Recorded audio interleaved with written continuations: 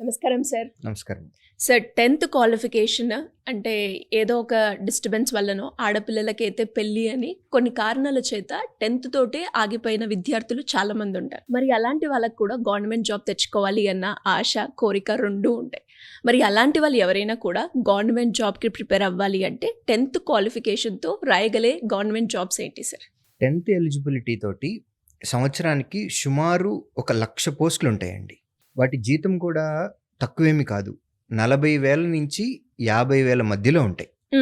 అన్ని పోస్టులకు కాదు, majority. So staff selection commission వారు కండక్ట్ చేసేటటువంటి జీడీ కానిస్టేబుల్ నోటిఫికేషన్ ఉంది. సో మనకి సిఐఎస్ఎఫ్, బిఎస్ఎఫ్, సిఆర్పిఎఫ్ ఇట్లా కేంద్ర సాయుధ బలగాలు ఏవైతే ఉన్నాయో వాటిల్లో కానిస్టేబుల్కి సంబంధించినటువంటి రిక్రూట్మెంట్ అది ఈ ఇయర్ వచ్చేసింది.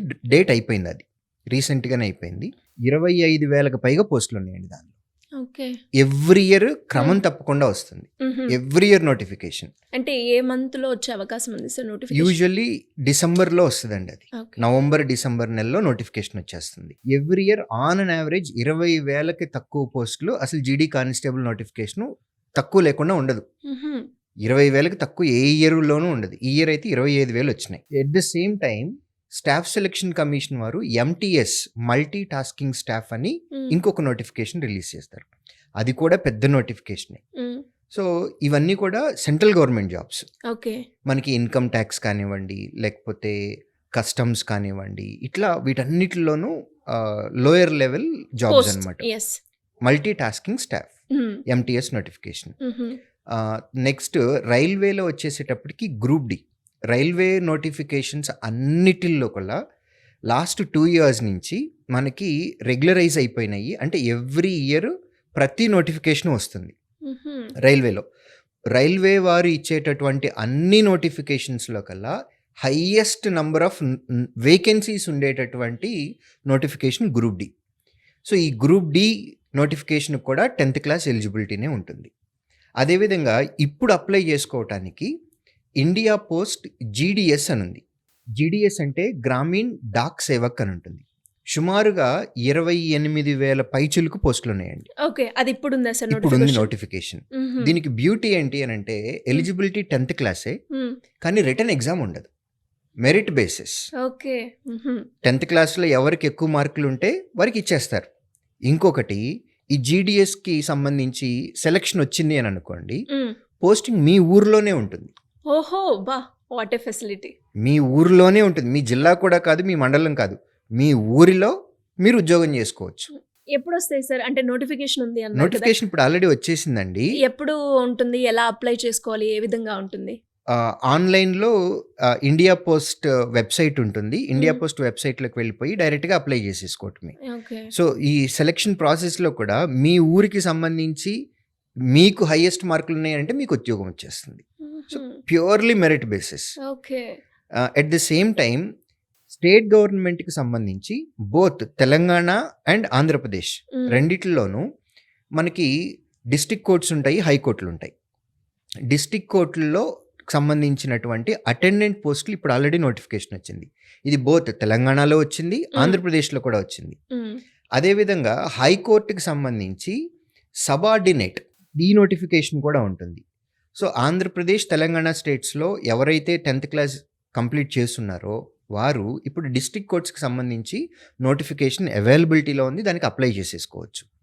At the same time RBI అంటే బ్యాంకింగ్ సెక్టర్ లేదా ఫినాన్షియల్ సెక్టర్లో ఆర్బీఐ అనేది వండర్ఫుల్ జాబ్. అవును.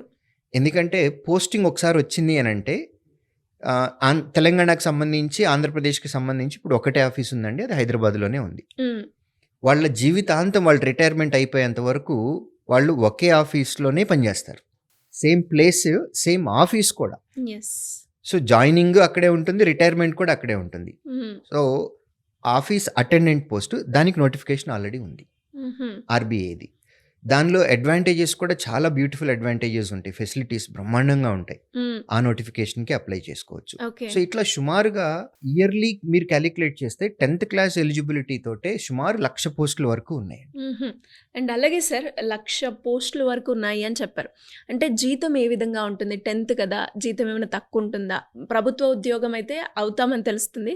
కానీ జీతం కూడా చూస్తారు కాబట్టి ఏ విధంగా ఉంటుంది మీరు నేను చెప్పిన చెప్పిన వాటిల్లో ఒక్క ఇండియా పోస్ట్‌లోనే కొంచెం తక్కువ సాలరీ ఉంటుంది. సుమారు 15,000 నుంచి 20,000 మధ్యలో ఉంటుంది. హ్మ్. బట్ మిగిలిన అన్నిటిలోనూ 30,000కి పైగానే ఉంటాయండి. జీడీ కానిస్టేబుల్ అయితే 40,000 జీతం వస్తది. హుహు. అబ్బా! ప్లస్ వాళ్ళు ఒక్క రూపాయి సొంతగా ఖర్చు పెట్టుకోక్కర్లేదు. డ్యూటీలో ఉన్నప్పుడు యూనిఫార్ము డిపార్ట్‌మెంటే ఇస్తుంది. ఫుడ్ డిపార్ట్‌మెంటే పెడుతుంది. హ్మ్. ట్రావెల్ అలయన్సెస్ ఇయర్లీ ఇన్ని టైమ్స్‌కి ఇంటికి వెళ్ళి రావడానికి టికెట్స్ చార్జెస్ ఓకే. ఇట్లా బ్రహ్మాండంగా ఉంటుంది. నేను చెప్పినటువంటి ఆర్‌బీఐ అటెండెంట్ ఉంది. ఆర్‌బీఐ అటెండెంట్‌కి కూడా 30,000 రూపాయల వరకు జీతం వస్తుంది. At the same time quarters ఇస్తారు. ఇంకా బ్యూటిఫుల్ థింగ్ ఏంటి అనంటే టైమింగ్స్ ఆర్ స్ట్రిక్ట్‌లీ 10-5. హుహు. హ్మ్. సో, 10కి ముందు మీరు పని చేయక్కర్లేదు. 5 తర్వాత కూడా పని చేయక్కర్లేదు. 10-5 ఆఫీస్ అవర్స్ అంతే. At the same time weekly 5 డేసే వర్క్ ఉంటుంది. Every Saturday, Sunday is a holiday. Okay. హుహు. సో, బ్రహ్మాండమైనటువంటి ఫెసిలిటీస్ ఉంటాయి ఆర్‌బీఐ అటెండెంట్‌కి. సో, ఆ నోటిఫికేషన్ కూడా ఉంది. 10th క్లాస్ ఎలిజిబిలిటీ కాబట్టి జీతాలు తక్కువ అట్లాంటియి ఏమీ లేవండి. హ్మ్.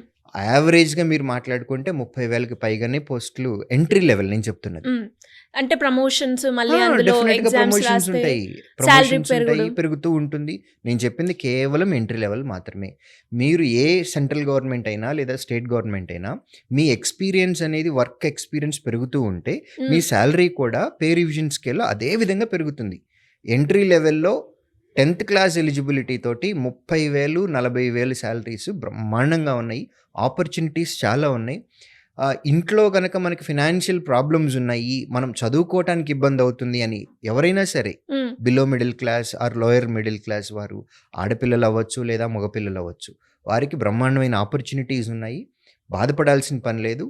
కేంద్ర ప్రభుత్వం లేదా రాష్ట్ర ప్రభుత్వం లేదా పబ్లిక్ సెక్టర్ జాబ్స్ ఉన్నటువంటివి వారికి డెఫినిట్‌గా అందుబాటులో ఉన్నాయి. డెఫినెట్‌గా సార్. అండ్ గ్రేట్ అవేర్‌నెస్ అనొచ్చు. అండ్ ఇంకా ఎవరికైనా కూడా 10th క్వాలిఫికేషన్‌తో సంబంధించి ఎలాంటి ఇన్ఫర్మేషన్ కావాలి అన్నా, అండ్ అలాగే శ్రీధర్ సీసీలో ఉన్న కోర్సెస్ గురించి తెలుసుకోవాలి అన్నా, కెరియర్ గైడెన్స్ కావాలి సార్ మీ దగ్గర నుంచి అనుకునే వాళ్ళు ఎవరైనా కూడా మిమ్మల్ని అప్రోచ్ అవ్వాలి అంటే ఏ విధంగా ఉంటుంది సార్? ఏపీ, తెలంగాణలో మా ఆఫ్‌లైన్ సెంటర్స్‌కి డైరెక్ట్‌గా వచ్చి ఇంటరాక్ట్ అయితే మోర్ ఇన్ఫర్మేషన్ వస్తుందండి. కుదరదు అని అనుకుంటే గనక మీకు స్క్రీన్ పైన కనపడుతున్న ఈ నంబర్‌కి కాంటాక్ట్ చేసి మమ్మల్ని సంప్రదించవచ్చు. Thank you sir. Thank you so much. Thank you.